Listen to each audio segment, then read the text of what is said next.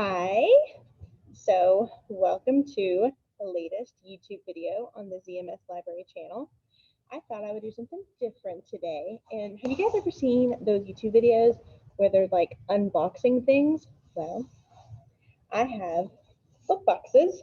I have 3, but I'm going to spread out the videos. I'm going to do one today, maybe one on Monday. Today is Thursday. No, today is Wednesday. So maybe I'll do another one on Friday. We'll see how it goes. Okay. The only thing I have done, I have not seen these, I don't know what they are, but I thought we could, the only thing I've done is cut open the box. So I thought it would be really fun if we see what's inside. Okay, by the way, I get a box of books a month from this wonderful company called the Junior Library Guild. It's where I get most of my books, other than ones that are lost or whatever. But most of my books, these are good. Most of my books come from the Junior Library Guild. Okay. This already looks interesting. Look how cute it is. Full of books. It makes me happy. I know you all think I'm such a book nerd, and I am, but this makes me happy. Okay. First we have Pow Wow. Try to get see it real good. Looks like it's a nonfiction book about the indigenous people and their powwows. Oh, these are cool. Look at the costumes. Look at that. That's really cool. It's a book all about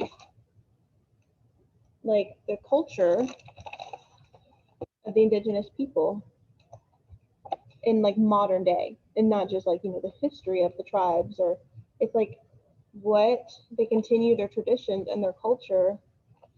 Oh, look at that. That's really cool. Have them continuing their culture today. That's pretty cool. If you like nonfiction books, this would be really cool. So this one will be ready soon. So that's Pow Wow. Okay, let's see what else we have. Some of you all that love animals. Home for Goddesses and Dogs. Let's read what it's about. It's a life-altering new year for 13-year-old Lydia when she uproots to a Connecticut farm to live with her aunt following her mother's death. Aunt Brat, her jovial wife Eileen, and their ancient live-in landlord Elroy are welcoming and just a little quirky. Lydia's struggle for a sense of belonging in her new family is highlighted when the women adopt a big yellow dog just days after the girl's arrival. Wasn't one rescue enough? Lydia is not a dog person, and this one is trouble. He's mistrustful and slinky. He pees in the house, he escapes in the woods, and barks at things unseen. His new owners begin to guess about his unknown past. At the same time, Lydia doesn't want to be difficult. She doesn't mean to keep secrets, but there are things that she's not telling. Like why the box of paper stuff under her bed is so important. Why that hole in the wall behind a poster is getting bigger. And why something she took from the big yellow dog just might be the key to unraveling his mysterious past, but at what cost? That sounds good. I'm guessing it's like part fantasy, part realistic fiction. So that sounds interesting. Yeah, that's that one. Oh, okay.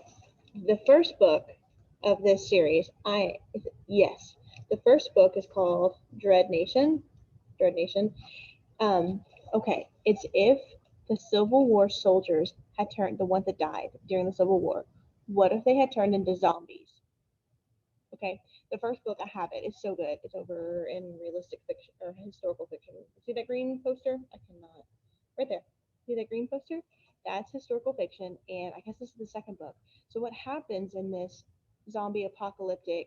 They free the slaves, and then the best and the brightest of the African American freed people, they turned a big zombie fighting school basically, and the best fighters are female, and they go around killing zombies for real, like a historical fiction. I have been looking forward to this one. The first one was so good. This is the second one. So if you like zombies but in a totally different way, this is a really good series. That's exciting. Okay, this is obviously going to be for your sports people. A high five for Glenn Burke. When sixth grader Silas Wade does a school presentation on former major leaguer Glenn Burke, it's more than just a report about the irresponsible inventor of the high five. What? Somebody actually invented the high five? Huh. Burke was a gay baseball player in the 1970s, and for Silas, the presentation is his own first baby step towards revealing a truth about himself he's tired of hiding. Soon he tells his best friend Zoe, but the longer he keeps his secret from the baseball teammates, the more he suspects they know something's up, especially when he stages one big cover-up with terrible consequences. I did not know that there was an inventor of the high five. Now I do. Okay. What else is in here? A wish in the dark. Doesn't that look pretty and colorful? I wonder if it's going to be scary or... Oh, there's a girl with a sword. Looks like it's going to be set in Ireland, or not Ireland, Japan or something. A boy on the run, a girl determined to find him. All light in Chitana is created by one fantasy. It's created by one man, the governor, who appeared after the Great Fire to bring peace and order to the city. For Pong, who was born in Namwan prison, the magical lights represent freedom, and he dreams of the day he will be able to walk among them. But when Pong escapes from prison, he realizes that the world outside is just as unfair as the one behind bars. The wealthy dine under the bright light while the poor toil away in darkness. Worst of all, Pong's prison tattoo marks him as a fugitive who can never truly be free. If he was born in prison, he didn't do anything. Poor thing. Knock, who is the prison warden's perfect daughter, is bent on tracking him down and restoring her family's good name. But as she hunts him through the alleys and canals of Chitana, she uncovers secrets that make her question the truths she's held dear. It's set in a Thailand-inspired fantasy world. Very cool. All right. So that's called A Wish in the Dark. I want to read that one. I love fantasy books. What else in here? Daring Darlene, Queen of the Screen. Feels kind of heavy too than the other books. Okay. Lights, Camera, Kidnapping. It's 1914, and 12-year-old Darlene Darling, what a name, has the most exciting job in the world. She gets to dangle from cliffs and stop moving trains and soar through the sky and run away balloons. That's right, Darlene is a hero and a star in the make-believe world of movies. With her worried papa, her studio, and the whole Darling family depending on her, Darlene has to make the world believe in her stunts and film tricks while keeping her own feet. Probably like some of the first movies, still like a silent movie. But Darlene's fictional adventures collide with reality when a fake kidnapping, intending as a publicity stunt, becomes all too real. Now she's in the hands of the dastardly criminals who have just nabbed the famous young heiress, Miss Victorine Berryman. With their lives at stake, can she become the darling heroine that she's long pretended to be on film? Different twist on historical fiction. Okay. When You Were Everything. Sometimes best friends aren't forever. Ooh, sounds like a young adult realistic fiction. You can't rewrite the past, but you can always choose to start again. It's been 27 days since Cleo and Layla's friendship imploded. Nearly a month since Cleo realized they'll never be besties again. Now Cleo wants to erase every memory, good or bad, and tethers her to her ex-best friend. But pretending Layla doesn't exist isn't as easy as Cleo hoped, especially after she's assigned to be Layla's tutor. Despite budding friendships with other classmates and a raging crush on a gorgeous boy named Dom, Cleo's turbulent past with Layla comes back to haunt them both. So, friendship stuff, if you like that kind of thing, look good. All right, I think there's 4 left. 5. There's 5 left. When Stars Are Scattered. Doesn't that look pretty? It's like it's set in Africa or something. Oh, it's a graphic novel. For those of you who like graphic novels, ooh, this looks so pretty. Okay, let's see what it's about. Omar and his younger brother Hassan spent most of their days in Dadaab, a refugee camp in Kenya. I was right, it's in Africa. Life is hard there, never enough food, achingly dull, and without access to the medical care Omar's nonverbal brother needs. So when Omar has the opportunity to go to school, he knows it might be a chance to change their future, but it would mean leaving his brother, his only family member remaining, every day. Heartbreak, hope, and gentle humor exist together in this graphic novel about a childhood spent waiting and a young man who's be able to create a sense of family and home in the most difficult of settings. It's an important, unforgettable look at the day-to-day life of a refugee. That sounds good. I'm not normally a graphic novel person, but I might have to read this. Oh my goodness, this looks really good. Four more. Twilight Haunting. That looks kind of cool. Enchanter's Child book one. Either scary or fantasy. Let's see. It's fantasy. Alex has a set of enchanted cards. When she flutters her fingers above them, the cards come alive and create moving pictures of what is now and what is yet to come. But enchantment is illegal in the city of Luma, and those who practice it are imprisoned forever.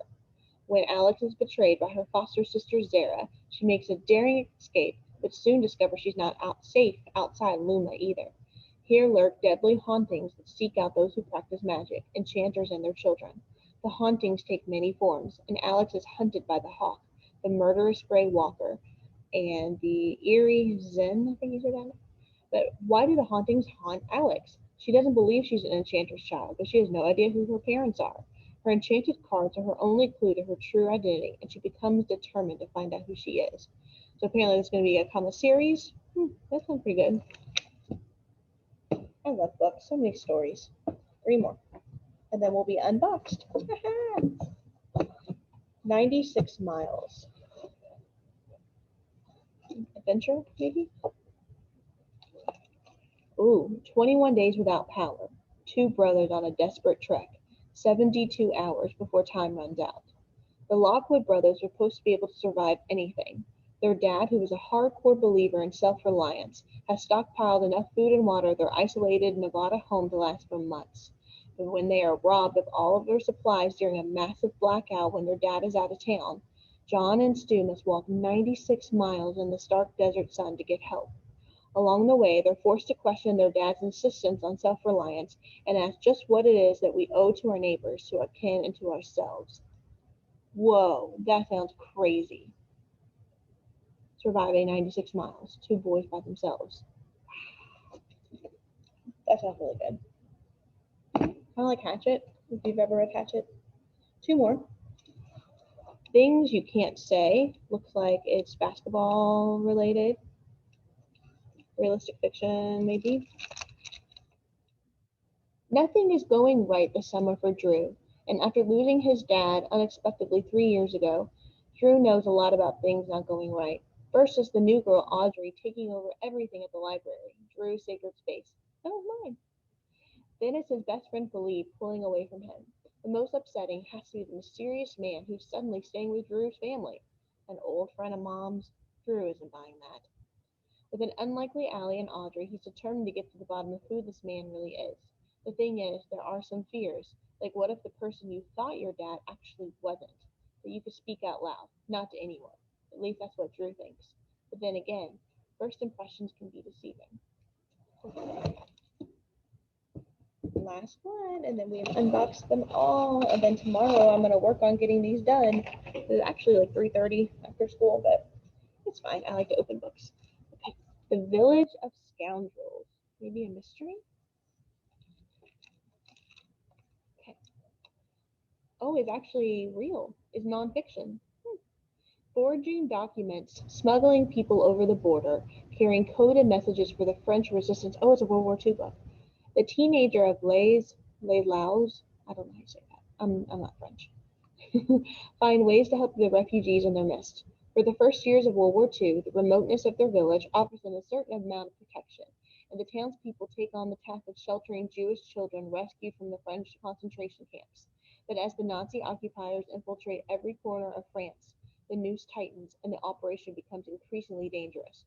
First, a policeman is sent to spy on their doings and uncover the village scoundrels, the teenagers, the pastors, and others who have been aiding the visitors. Then when the Gestapo, that's the Nazi police, arrive with a list of names, the young people must race against time to get their new friends to safety. Based on a true story, Village of Scoundrels tells how ordinary people opposed the Nazi occupation and stood up for what was right, in spite of intensifying peril. This book also includes brief bios of the real people portrayed in the story. Ooh, I'm a sucker for World War II books.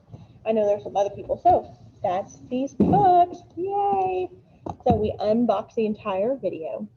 I hope everyone has a great day today, and let me know if you want to check out any of these in the description below. I'm going to link the ZMS library page and the form where you can request. So if you want some of these books, they'll probably be done tomorrow. So let me know if you need anything. Have a great day.